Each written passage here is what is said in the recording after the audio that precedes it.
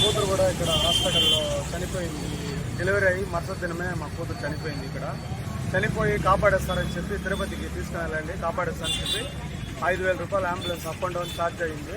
తీసుకొని పోతే అక్కడ డాక్టర్ వాళ్ళు చూసి ఆల్రెడీ చనిపోయిన పేషెంట్ని ఎందుకు ఇక్కడ పంపిస్తున్నారు, చనిపోయినారని చెప్పొచ్చు కదా, ఆడ వెళ్ళిపోతే కాపాడేస్తారని చెప్పి ఎందుకు పంపిస్తున్నారు అని చెప్పి పెద్ద డాక్టర్లు వీళ్ళని తిట్టినా కూడా ఇంకా మారకుండా ఇట్లాంటి పనులే చేస్తున్నారు మేడం వీళ్ళు.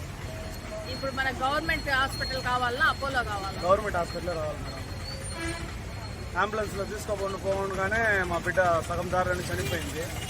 ఆల్రెడీ హాస్పిటల్ చనిపోయిన దాన్ని ఇంకా బతికిస్తారని చెప్పి పంపిస్తున్నారు. అక్కడ పోతే డాక్టర్ చేసి ఈ బిడ్డ నైటే చనిపోయింది, మీరు ఎత్తుకొని వచ్చి ఇక్కడ ఏం చేయబోతారని చెప్పి ఊరికి అనవసరంగా చెప్పలేదు మేడం.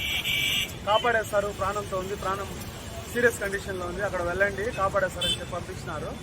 కానీ ఆల్రెడీ చనిపోయింది బిడ్డ, చనిపోయిన బిడ్డని కాపాడేస్తారని చెప్పి పంపించినారు. అక్కడ పోతే డాక్టర్ ఇలాగని చెప్పినారు.